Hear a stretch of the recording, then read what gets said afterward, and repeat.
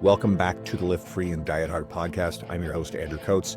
Join me along with industry leaders and friends on a quest to get more people through the gym door and eating and living healthier. Join me where evidence meets empathy while rejecting fitness industry fads and extremism. Let's begin. Don Saladino, my friend, it has been way too long. It's great to see your smiling face. For those watching on Spotify, you can see Don. For the Apple listeners, guys, I'm sorry, just audio. But you can go to Don's page. You can see that, like, just great hair, great smile, charismatic human being. There we go, right? Man, I love you, brother. Andrew, and my wife said it. You're one of the good ones in the industry. Everyone you're connected with loves you, only has great things to say about you. And but I think it's because you're unselfish and you're always extending yourself for others, which is it's a lost art. It's how I built my career, and to see you doing that makes me happy and makes me proud. Appreciate it. You know what? I'm going to do a quick shout because I'm speaking at Raise the Bar in Dallas, February 21st and 22nd, and I'm actually going to build my presentation around that very concept. It's selflessness, playing the long game, and a lot of the tactics that go into this stuff. And I guess it is a leap of faith, but it pays off tenfold. But we are going to talk to the everyday person. And so a little context. I mean, I'm trusting that most of the audience knows who you are, but you're a very successful fitness entrepreneur. You're a former longtime gym owner in Manhattan. And yes, as we talked off air, you do get a lot of attention because you have worked with a lot of high profile celebrities like Ryan Reynolds, Blake Lively. You started with Hugh Jackman. It feels like it's half the Marvel Cinematic Universe, but you're also not defined by that. And I think one thing that shines through your media is you're a devoted family man. Yeah, 100%. That's most important. I mean, I've been married to my wife, Melissa, now for 18 years. We've been together 21 years. I'll be 48 in April. So, I met her, and she moved across the country for me. And we were married a few years later, started a family. My daughter, Amelia, now 17, looking at colleges. She's going to go study theater. And my son, Donnie's an athlete, into some theater. He's fantastic. He's 16 years old. So it's fun now to be at that stage in my kid's life where they're, of course, I'm always their parent. I'm always going to be their parent, but we go out, we have a good time with them. Like, they're our friends. Like, we're at dinner, the four of us are laughing. We got 3 awesome dogs. And I just feel like we got this great little household of just great energy. And that shines through on your media. So, I mean, I actually hope everybody kind of plugs into it. So, I want to bridge the world. So, I'm going to lead with something about the celebrity clients because that gets attention, right?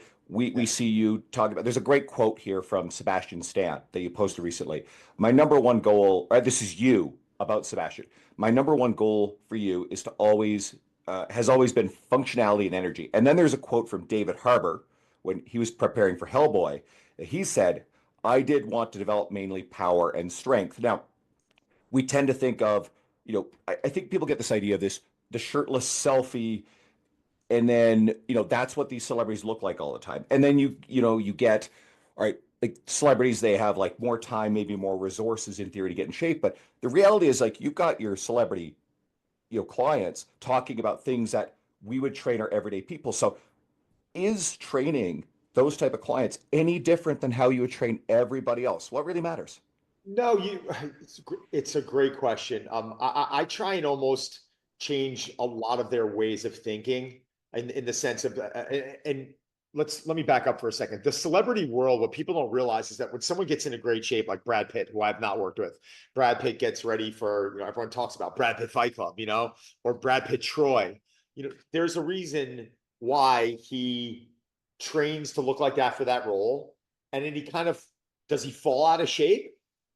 You could call it that, or does he have to transition into a physique that's believable for the roles that he's in, right? And that's what a lot of these actors, a lot of the real actors, right? That's what they're always fearful of. If they turn around and they get into this incredible shape and their body just looks beautiful and lean and symmetrical, that's not believable if they're playing a college professor, right?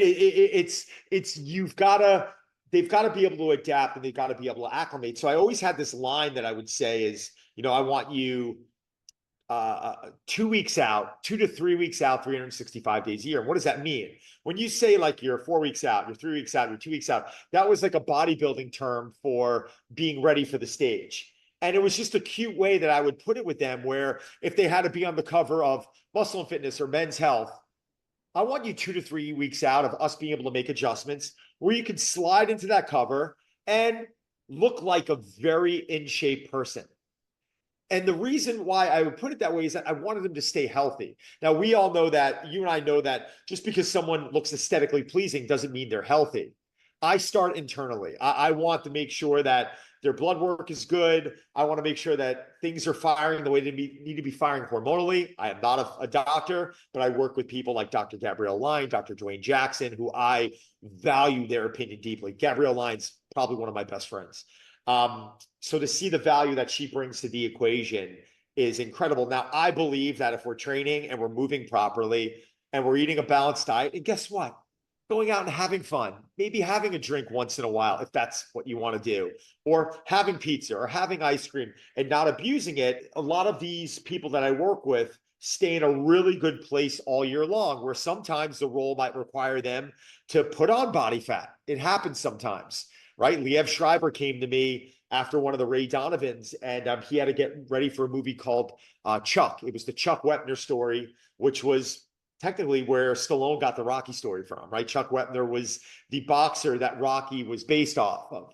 And when Liev Schreiber showed me what Chuck Wepner looked like, he looked way worse than Liev. So Liev's like, the question was interesting because he's like, I don't want to stop training.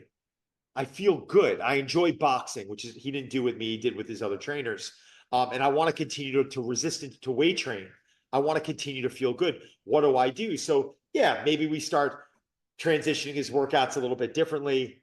Maybe we're, I'm not barking at him about, going out every night and having a hamburger, or, having a little dessert if that's what he wants to do, of course, and then we see what starts happening. Does he start retaining a little bit more water? How do we transition him into that role where when he takes his shirt off, he's believable? Because if he went from the role of Ray Donovan into the Chuck story and took his shirt off, people are going to be like, that's not what a boxer looked like that year.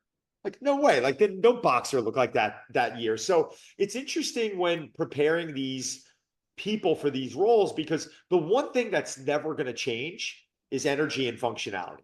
I never want like, oh, you know what? Like you got to put on body fat. You got to look worse for this role. So I want you feeling like shit and I want you moving like shit. Like that's not like, I want to be able to maintain these qualities while we're continuing to do the things we need to do to make them believable for their role. So I'm hearing that when someone hears about training superheroes and celebrities, this stuff really, at its bottom line, isn't any different than what the everyday person needs in their training. It's, you know what? I actually think training, I got asked this question years ago, is training an athlete or an actor, who's more difficult? And most people would think it was the athlete. And I actually went now I've worked with both, so I have no reason to say one over the other. I'm not biased to one over the other. I said the actor, and they were like, what are you like? People got offended by it. They were like, what are you talking about? The athlete, like people are trying to take off Tom Brady's head. I'm like, let me explain something to you. I'm like, an actor, this is not what they do for a living. Tom and these other professional athletes, they have trained for their craft. They're doing one specific thing. But when you're turning to Sebastian Stan and he has to suddenly get ready for a movie where he has to be able to work samurai swords. Sorry, Seb didn't grow up doing it. Right. And then right when that movie's over, he's got to go into a completely different role in a completely different time zone. Going back to Liev again, Liev Schreiber. Liev would be shooting roles during the week in New York City during the day. I remember Wednesday, Thursday, Friday, and then had to go right into an overnight shoot Friday night, an overnight shoot Saturday night, and an overnight shoot Sunday night. This is when, his wife at the time, Naomi Watts, was in, I think, Europe, shooting another movie. So now he's playing Mr. Mom with two kids. He's got to shoot during the day, and then he's got to immediately go into overnight shoots. Sorry, Tom Brady didn't have to do that. Tom knew when his games were. Maybe it was every Sunday or maybe occasional Monday night, whatever it was. He knew maybe he was looking at film on Monday or taking the day off. He knew it was PT. He knew it was practice. He knew what time zone he was in at what week of the year. You can plan for that. And then they get time off in the off season. Regardless whether they're practicing or not, it's different. These actors, it's crazy. They don't take time off. Some of them say that they want to, and then out of nowhere, they get a phone call that some, world-renowned producer, writer, has this idea and they have to take advantage of it. And the next thing you know, they're moving their family to Australia, in June, July, and they're spending the next 4 or 5 months out there. It's incredible. They don't all have trainers. One of the most successful person in Hollywood. I rarely travel with him. So it's not like they're traveling with their trainers. They've got to become self-sufficient. They've got to get to the point because you know what? Deadpool, some mornings they're on set at 7 a.m., 5 a.m., 9 a.m. Who knows? And to get even some type of consistent pattern going with someone is very difficult. So, to make the average Joe out there feel good about themselves, these people are constantly having curveballs thrown at them.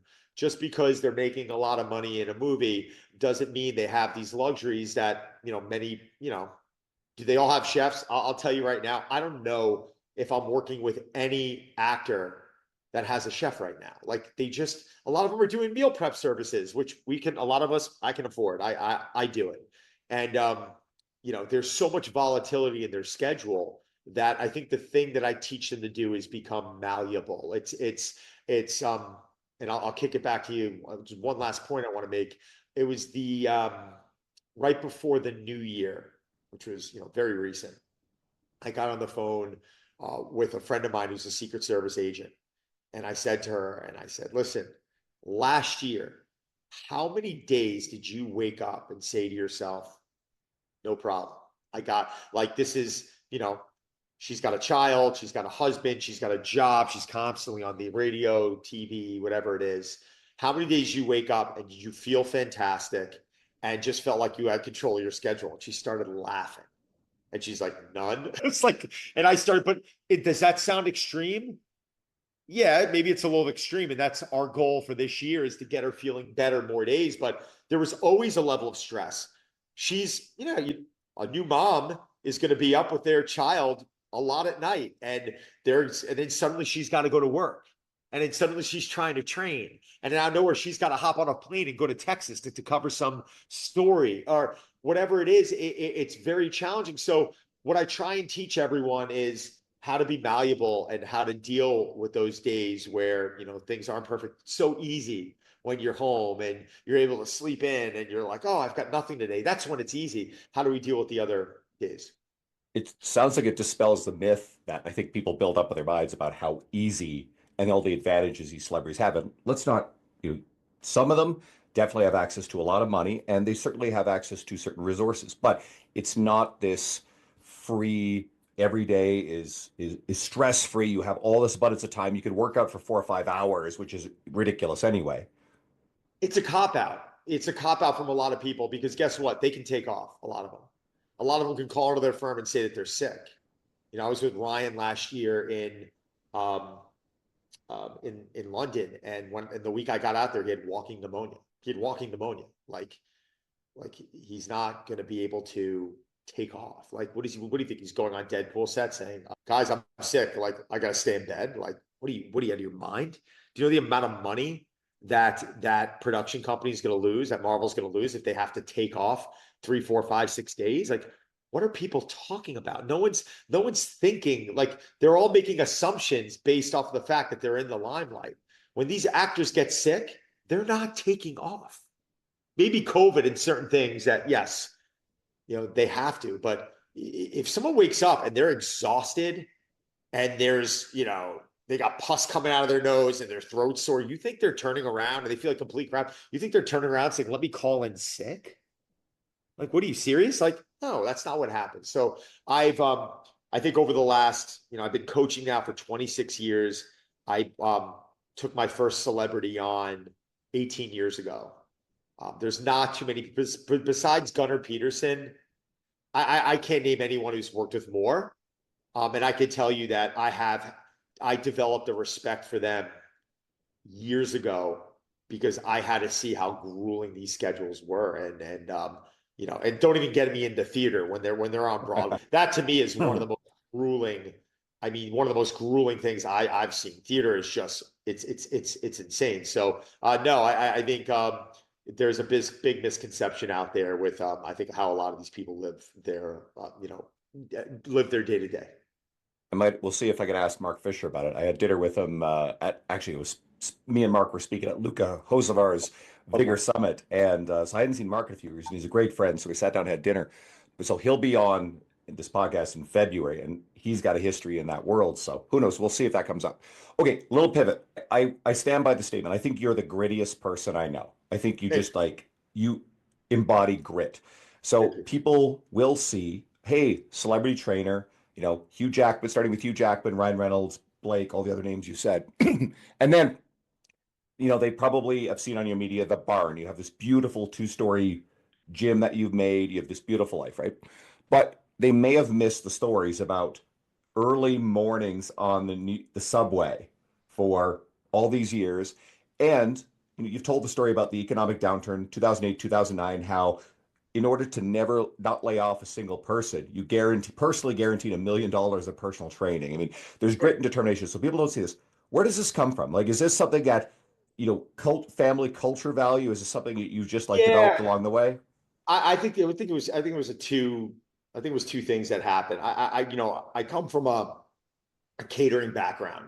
My grandfather, owned a catering hall. He ended up he started as an opera singer. My grandma was a concert pianist, very musical family in that sense. And he ended up opening a nightclub with his brothers back in, like, I think it was called the JCJ Corporation back in the 50s. That's how long ago it was.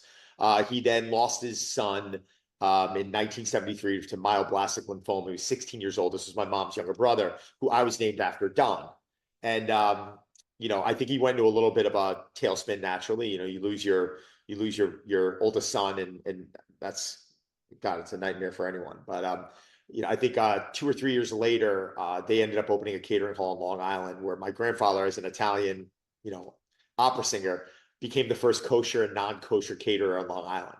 Right? It was kind of genius, right? It really was. So, they owned this catering hall since the early 70s, but very blue collar mentality. My grandfather would go work at a fruit stand when he was working in elementary school. When he was in elementary school, he'd have to meet his father in a fruit stand, go to school all day, would pass out in school. The teachers would let him sleep because they knew he was working. And then after school, no sports, back to the fruit stand.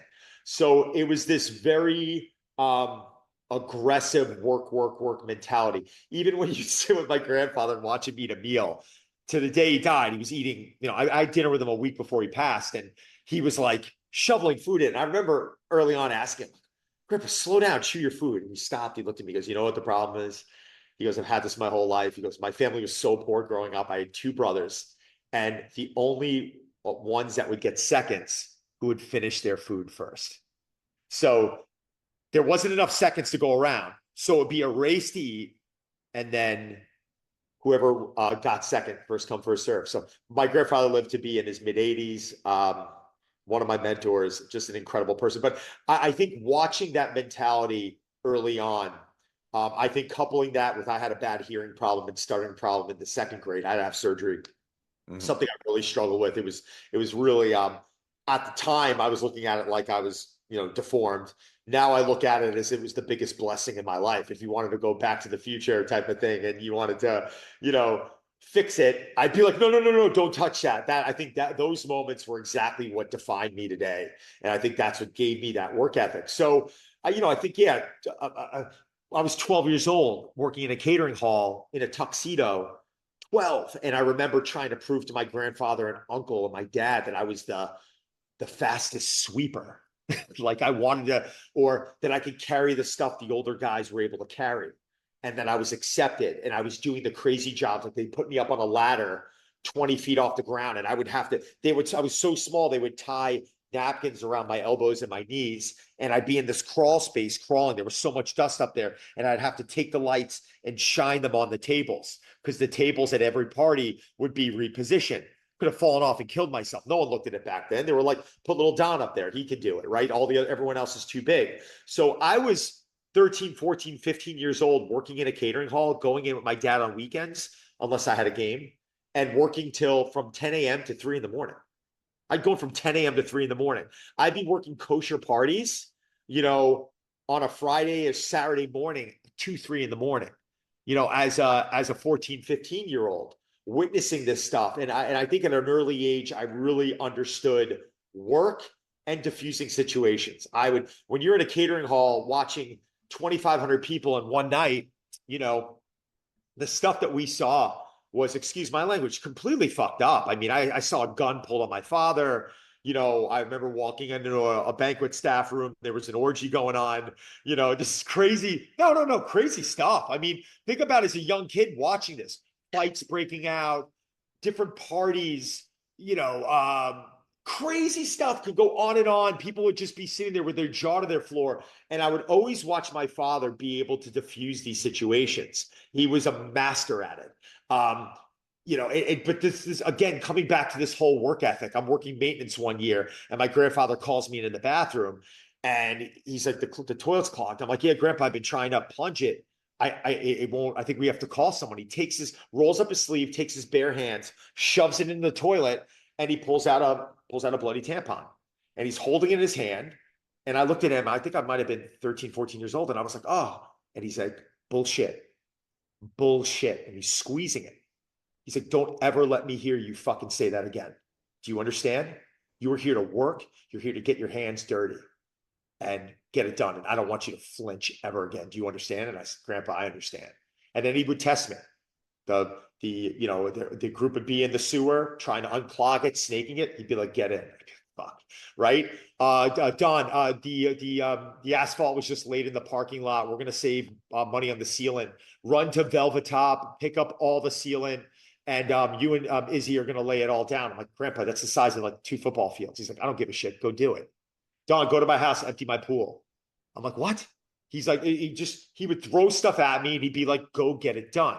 So, you know what? I think business for me, it was like always in this, it was always in my mind. It was always in my background. When I was in college, I was obsessed with training. I was playing Division I college baseball. I was a dog. Work, work, work, work. I was a 2-year captain. But in the back of my head, I want to play pro baseball, but I was thinking more about fitness, but didn't know about trainers. And never really thought about, well, is there money in this? My future, my family. I just wanted to go chase after something that I loved, and I wanted to open gyms. And, that's where I ended up taking that work ethic. And then when I put it into my own environment at that point, I think it was just, I opened my first gym. I raised $5 million back when I was about 26, 27. I went in, I opened a gym and didn't know what the fuck I was doing and had to figure it out. And literally everything from Con Ed shutting my power down to American Express closing my credit cards for probably close to 3 years. I always had to put a game face on and go onto the floor. And the members would be like, where's the power? I'd be like, fucking Verizon just blew the line. And my brother's on the phone with, I'm like, listen, can you give us an extension? We've got payments coming in. We'll pay you in the next 2 days. These were the conversations we're having. So it became almost difficult for me as time went on to listen to a lot of these people complain about like bullshit, right? Like, oh, my Instagram's not growing. I'm like, dude, really? Like, you want to have a conversation with me about this? I lit on fire $100,000 a month for a year. Like I literally, and I couldn't get out of my lease because I went PG, bad mistake. PG stands for personal guarantee. So if they were gonna, if I was closing down and the landlord in our lease could have come out after my brother's home and my home. And we had no choice. So what I did was in the story you were talking about, I went to, 20 members and I raised $1 million and I burned it down in about 18 months. And, that was probably some of the best moments of my life in the sense when it came to putting my chin to the grindstone. That was just pure manual labor. That was just pure work. I'd have a big hedge fund guy from Lehman walk in, Lehman Brothers. Well, you guys don't open at this time. What are you talking about? I open whenever we want. What time? I got to be here at 3:45. No problem, dude. I live right down the street. See you at 3:45. Did that for 6 years. Had another client up in Rye. You know what? Would need you up here at 6 a.m. Well, I can't drive. Well, I'll send you a car. No problem. 6 a.m., 3 mornings a week. Have a car service, pick me up, drive me to Rye, train, come back. So I just don't like when it comes down to working hard. I don't mean to say, I hope this doesn't come down off conceited or egotistical, but when you go through what I went through, it's difficult sometimes for me to hear people be like, this is hard. Like, yeah, it's hard. Life's hard. And work is challenging. And if sometimes curveballs get thrown at you, you have to, and you have no choice but to make it happen. You got to do what you have to do for your family. So that's really that gets me through the first half of my career. But yeah, I think I really attribute everything to that hearing and stuttering issue I had, and my grandfather and my father. You hear someone say it must be nice. You don't suffer that at all, do you? Oh, fuck you. You know what? Like, I've had some people come on and be like, "Oh, how did he do that so young? Family money?" Like, fuck you, dude. Like, do not like. And you know what? It doesn't even bother me anymore because it's such a joke, and everyone knows, Mm. how extreme I am and how hardcore I am at this stuff. Like, you're not like. Sorry, like you're not gonna come do it in New York City, and I didn't do it for a year, do it for 15 years. That's why I have so much respect for Kenny Santucci. Love our I boy Kenny I Santucci. really do. I have Kenny's like one of the only guys in the business right now that I'm looking at going, yeah, this guy's like he's in it up to here. Like Kenny, Kenny almost reminds me a little bit of myself, where like Kenny's a great front person, keeps taking risk and keeps doubling down and doubling down and doubling down. And Kenny Santucci is, and I hope he hears this. He's one of the people that I have the most respect for in the industry. What he's doing with his Strength Club NYC, what he's done with his Strong New York conference. What a good person he is, right? It's. I'm a relationship person, Kenny. I told Kenny, I said, Kenny, I will never take a cent from you. Anytime you need me to talk anywhere, count me in. Anytime you need to leverage my contacts, count me in. He's earned it. He deserves it. And he's the one I'm really trying to refer a lot of my people from New York City to. So again, like he went in there with the right mindset and the right work ethic, and you can't help but respect him. Yeah, you, me, our friend Luca Hocevar, who was just on the podcast, Gabrielle Luka, by Lyon. the way, let me Oh, jump into Luca. Luca's yeah. fantastic. Luca is someone on the West Coast that I think Luke is very gritty, and I think Mm. Luke's one of these people who is figuring it out on his own. Right now, he's got a great woman, and he's going to be a dad, and he's got his brick and mortar, and he's rolled off into some digital. And Luca's another one that I look at, and I'm like, wow, like these are the people that I think make me proud to be in the industry I'm in, and these are the ones that I want to be a reflection on what it is we do. Right? You, perfect example. These are people that we're all business people, we're all hard workers, and we're all great at our craft. And we're all good people, which is most important. So yeah, to me, that's most important. And this probably to some of the listeners sounds like, well, oh, this sounds like kind of coach fitness career stuff again, right? Which is the old format of the podcast. But the reality is this stuff is every day. This is grit and determination. It doesn't matter what you're doing in life because everybody has something that they have to grit their way through. So I hope, like, I'm hearing all this, I'm going, and Luke is a great example of this. Like sometimes when I'm feeling a little tired or like, wow, man, like I've got all these things to do, and I look at it, how the fuck does Luca do all this stuff? I'm like, nah, man, I got more of the tech. I'm not tired. The work's got to get done. It's called being responsible. It's something I'm trying to, teach my children also. There's one, I was getting interviewed on a podcast, I think it was months ago, and they's like, well, describe one word for your children.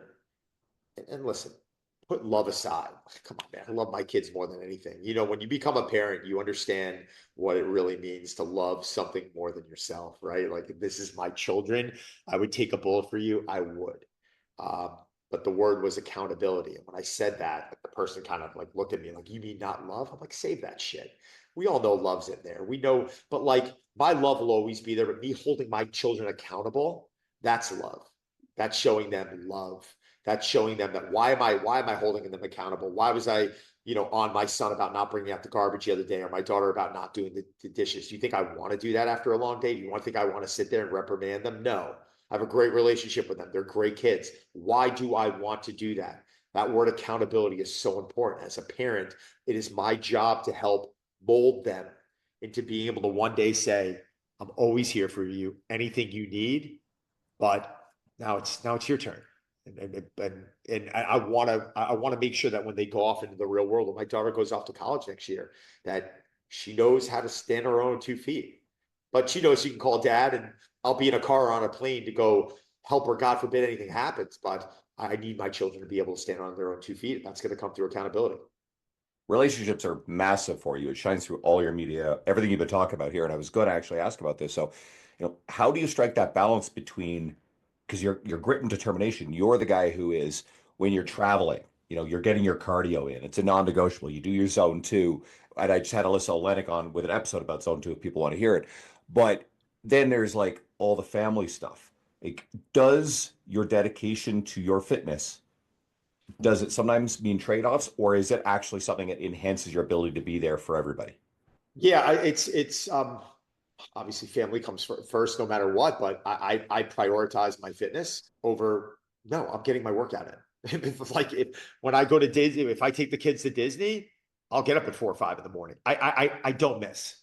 I said this on another podcast recently. I don't think I've, when I say taking a day off, I don't mean like if I'm in the hospital or if I'm like deathly sick. I have not woken up one day and said, I am not going to do this since 1996. I remember the day. 1996 was the last time I was supposed to go to the gym. I walked in and then I walked out because I was so exhausted because I was up all night. That was the last time I didn't do it. Now, yes, being in the hospital, even when I shattered my ribs, broke my knees, broke my hands, my feet, like I've done it all. I'm still training. I'm still training. Like when I shattered my ribs, I shattered everything through here. And the next thing you know, I'm literally on the step mill with my hand in my pocket, like walking like this on the step mill. Like there's got to be some movement. And some people would think that's extreme and that's ridiculous. Like, no, that's part of this. Like, I'm not like, training from this is fine. Like, I love the covers. I love being lean. I love being strong. I love that stuff. But training for me, my priority is this. That's why I never understood that when people would like, great coaches like Dan John would say, keep the goal. Make sure the goal's the goal. Like, know your goal. What's your goal? I don't have one. Well, that's wrong. You should have a goal. What if my goal every day was to go into my session, approach my program, obviously setting maybe short-term goals of like performing this program, powerlifting program, bodybuilding program, kettlebell program. And my goal is to leave there feeling like I've optimized every rep of every set. That is my goal. That is my goal. Because if I do that, then I leave here with a feeling. I go and I eat the way that I want to eat. I'm sorry, eat the way I need to eat, which is the way I want to eat. I feel better from that. And getting good sleep. And then I rinse and repeat, rinse and repeat, rinse and repeat. And it sounds robotic. It's very boring. That's the hard stuff, though, for most people.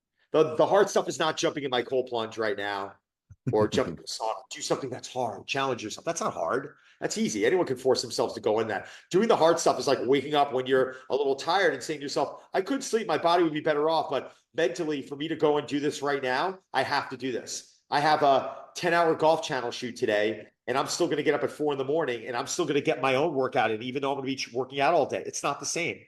It's not the same. I'm working out on camera and working out for myself are two different things. Even a lot of people say, well, I'm going to be working out on camera all day. No, I'm not. I'm going to be performing exercises. I'm not going to be challenging myself the way that I need to challenge myself to stimulate myself mentally. I'm not expecting everyone to be like that. This is the way that I want to live. This is what makes me happy. That type of discipline is something I've developed. Do you know this guy, Brian Johnson, the guy who's trying to live forever? I'm familiar with him. Yeah. Yeah. I just watched his podcast. My son wanted to watch his podcast. Sorry. I just watched his documentary. And I was like, you know what? This guy's a clown. This is ridiculous. Blah, blah, blah, blah. My son and I literally were like laying on my bed and we were kind of watching it together. I found him actually fascinating.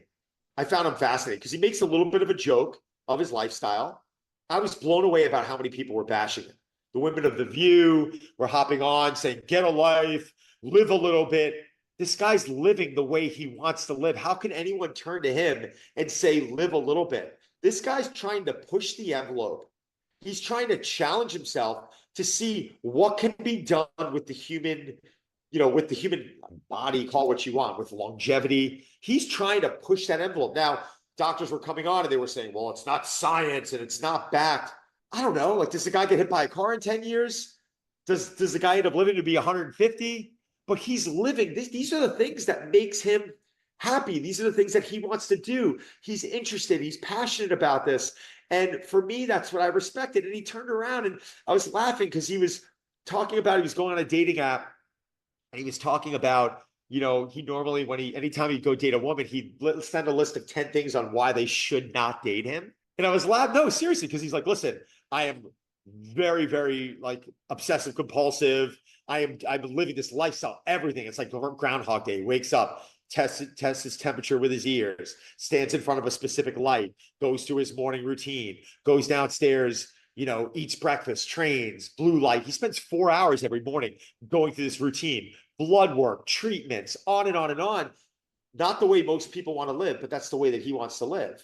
So for me, it's like to each his own, right? And so I actually left that experience of watching him with a different respect for him than maybe in the beginning I was going, oh, this is this guy seems a little strange, a little odd, but I can relate because I do things that are strange and odd. And then when I saw him kind of go through these processes, I said to myself, he's living the way that he wants to live, and that I think is something that's very important. Well, you pulled the principles out of it, not necessarily doing what he's literally doing. So let's now relate this, because there's probably going to be some people listening to this who are hearing you and going, wow, like you and what you do isn't relatable. And we obviously don't want to say that person, no, you're wrong. You have to do it Don's way. Never do How, it. no. So let's bridge this with some empathy and go, how can you get someone who is nowhere near where you are because they didn't grow up with the same set of like environment, mentor figures as your grandfather, etc., and through no fault of how they grew up, and they've inherited the belief systems they have, and they're struggling right now. How do you get that person to make major steps? I don't think I've ever worked with anyone who's going to come into it with the approach that I'm coming into. And I think that's why I'm very good at what I do, is because I'm able to assess each individual and I'm able to basically determine through conversation, through a screening, where do we start this person? And I think, stealing Mike Boyle's line, taking a minimalistic approach with most people, I think is incredibly important. Small wins, allowing them to, build some confidence and consistency in something they may not have been good at. Right. I mean, this is the time of year where we see it, right? People are coming back and they're like, oh, I want to fix this. I want to do this. And I want to start exercising every day. And, I want to do it. I want to do it. And they've struggled with these sort of things. Why? And I think a lot of it's because they may have taken the wrong approach. Maybe they're just jumping into it too much. And, if I'm working with somebody who struggled with consistency, I might turn to them and, if there's six things I'm trying to change in their life, right? Let's basic ones. Hydration, want you to drink more water. You're not drinking enough water. Steps, basic stuff. You're not walking enough. You're sitting, you're walking 2,000 steps a day and you're sitting in a chair all day. So we want to work on steps. You're not getting enough protein. That's 3. You're not getting any veggies. That's 4. You're getting 3 hours of sleep a night. That's 5. Like I just named 5 things. I won't even go into the 6. You guys get the point. There's 5 things right that we want to start working on. I might turn around and rather than throwing all 5 at someone on day 1 and being like, listen, these are the 5 things I want you to work on. If they struggle, I might say, listen, all right, for the next 4 weeks, we're going to get really good at water. We're going to get really good at hydration. Let's just focus on that. Well, what about everything else? Just to be fair, start here. Well, what about walking? Should I be walking more? Great, try and walk more, but I'm not gonna gauge anything right now. And if you want to do those other things, fine. But all I'm looking at right now is this. And if they can do other things, great. And if they can only focus on water, we'll take the next 3-4 weeks to build up that hydration. And when they get that done, I'm like, how you doing? I'm like, this is easy now. This is hard the first day or the first week. And this is easy now. I'm like, great. Like, let's start working on those steps. Well, you want me at 10,000? Well, 10,000 is tough. You've only been at 2,000. Why don't we try 3,000 this week? Right? Why don't we try 4,000 next week? A little trick. Why don't we walk 10 minutes after each meal? And then out of nowhere, they're coming to me going, wow, I've got like 6,000 a day. This isn't that hard. Great. Let's keep working on it. Then it's protein. You know what I'm saying? So rather than throwing everything or throwing the kitchen sink at someone or me, which would be the biggest mistake, saying, hey guys, this is how I live. Follow this. How many people are going to be able to do that? Not many, right? This is something that I practiced and worked at my whole life. This is something I love to do. This is something, I'm sorry to tell people, this is not difficult for me. It's not difficult for me to push myself and to get it done. I always get it done. So, but again, there's other things in my life that are difficult for me, right? Like I'll start reading things and my mind will go off. Oops, got to come back. Like there's things I feel like I'm a mental midget on. So yeah, I think taking that minimalistic approach is incredibly important. Do you think that a lot of people are trapped in self-defeating belief systems? They have narratives that keep them stuck where they are. I talk about this in a future episode, actually, depending on the order we air these. I think you'll get Jonathan Goodman's first. but there's a lot of stuff in there about post-rationalization and narratives. And I believe this is fundamental to everything we're dealing with. If you have something that you haven't even figured out is keeping you where you are because that's protecting your ego or your identity. I think it's all rooted in identity. So take that and run with it. What do you think?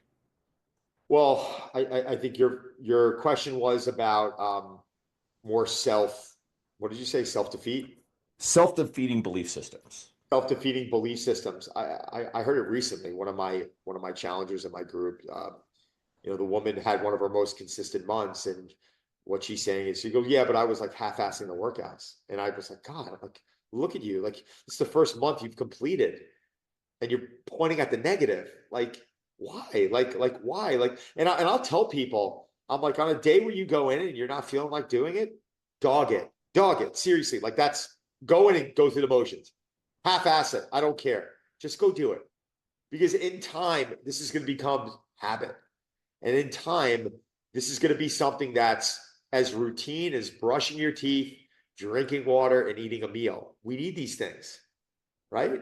These are things that we have to do. And that's been my goal with exercise. I don't care if you're in the barn. I don't care if you're at Equinox. I don't care if you're doing Pilates, yoga. I don't. It's like move, get outside, laugh, love, do all these things. But, show this level of consistency and make sure that you understand that you need this.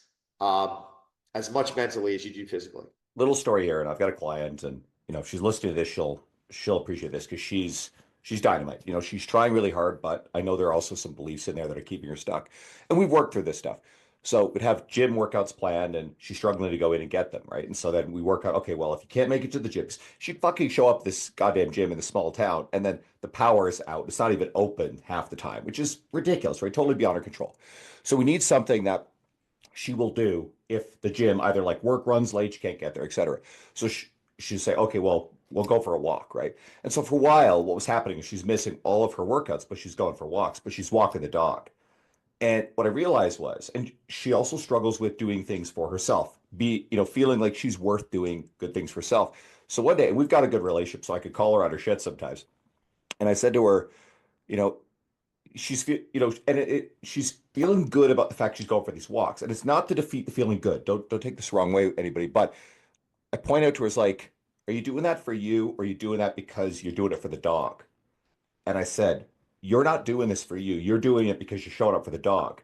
And she's like, wow, you're right. But this big realization was she wasn't willing to go and do these things for herself, but because she had this commitment to another living thing that she cared about. And so this kind of goes into how many people out there are unable and quite frankly unwilling due to narrative to go and do the physical active thing, something for yourself. But guess what? You will show up every time. You'll get up early, you'll short sleep to show up for your kids, get your kids ready to go to school, whatever they need, drive around and stuff. But you cannot summon the will to do that thing for you.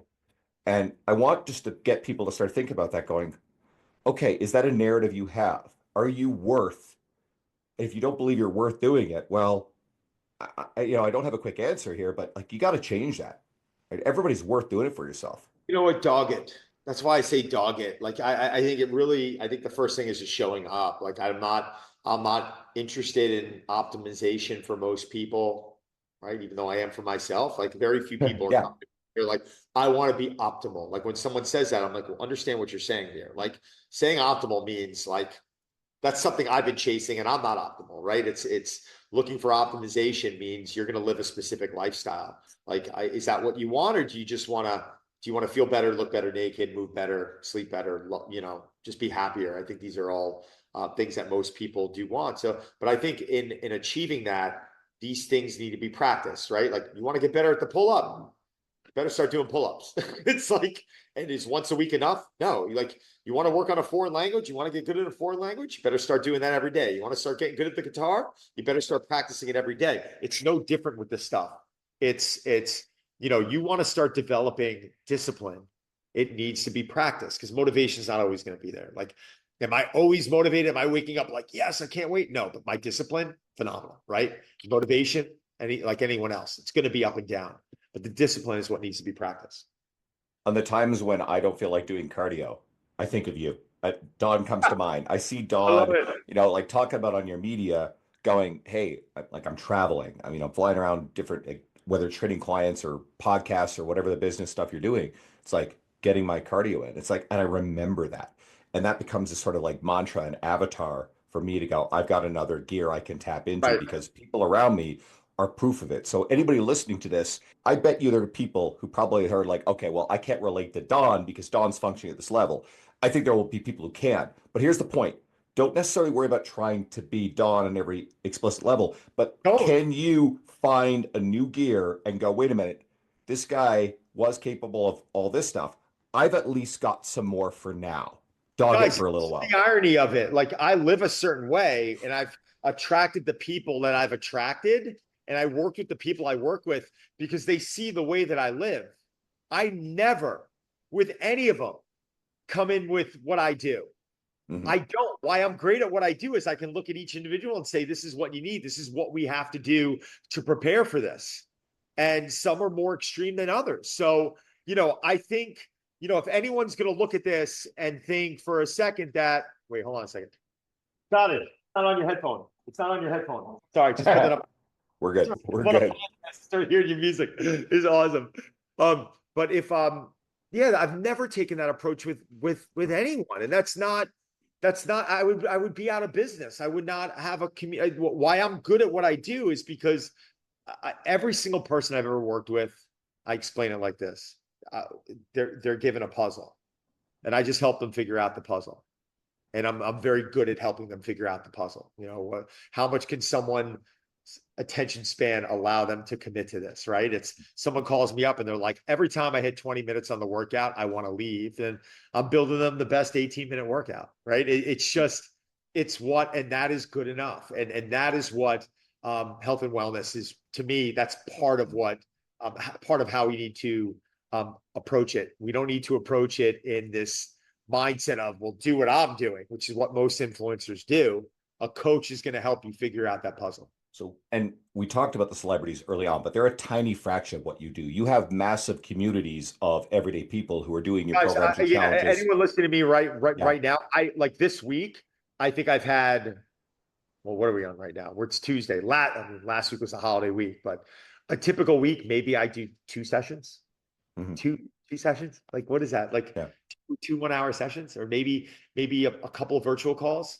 In person, maybe one. In person, every week I do one session. That's it. Hmm.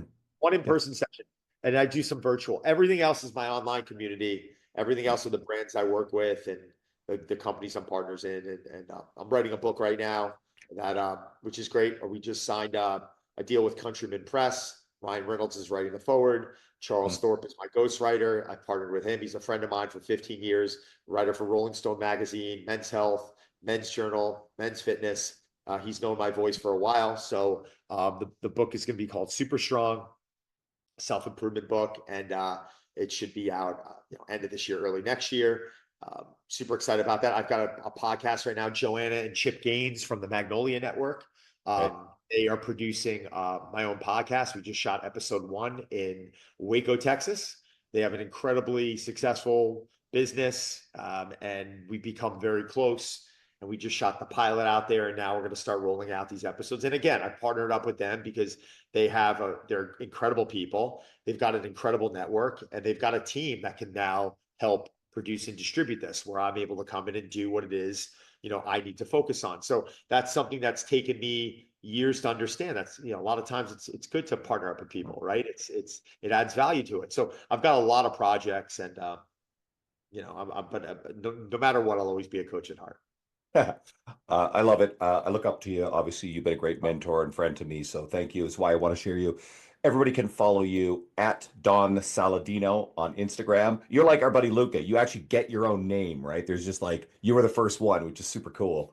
I love it. I love Luca too. He's great. Andrew, man, keep up what you're doing. Like I said, I think we were talking earlier about did I back off the speaking last year? I think at a certain point in your career, you got to start making decisions where you're going to Mhm. put your time. But there's certain people that if they called me, I'm always going to come running as long as I don't have something booked in advance, and you're one of them. So always keep me up to date on what's going on in your life, right, brother? Quote, gets off the plane for the 2023 version of my conference. Gets off the plane, I'm picking you up in my Jeep, and big smile, going, Andrew, only for you am I flying to Edmonton, word for word. It's great. So, I is there like anything else? Edmonton. You guys had a great time here. Is there anything else you want to draw people's attention to? Anything you're doing right now? Um, Honestly, like you can always check donsaladino.com. I always got cool stuff, challenges. I launch every month. Online programming. I got 30 programs. I've got on my site. This podcast is going to be great. This book's going to be a lot of fun. Got some great speaking engagements coming up. I've got some great collaborations with some wellness hotels. I'm going to Shaw in Mexico in a few weeks. A week or two after that, I'll be in Dubai for a week. Um, I got a trip to Switzerland, Austria again this year. Bunch of travel coming up, but again, it's like when I'm home, I like my bubble. I like being around my family and my dogs. I love training, and that's it's a balance. I appreciate having you on. Everybody listening, I hope you are enjoying the new approach to the podcast. My goal is to get this in the hands of more people, right? Like the everyday person. The coaches You know how along I for the can, ride. I know you guys Let are me know loving how it. I can help. Get me the assets, and we'll promise to put it up in stories. All right. I'll have it all up there for you. But everybody listening, take it, share Don. Like if you're inspired by Don, share him with someone in your world, that go-getter who you think, hey, they're gonna really love Don his messaging. I appreciate you all listening. I want to hear from you. Shoot me messages on Instagram about what you think about this so far. And Don, thank you, my friend.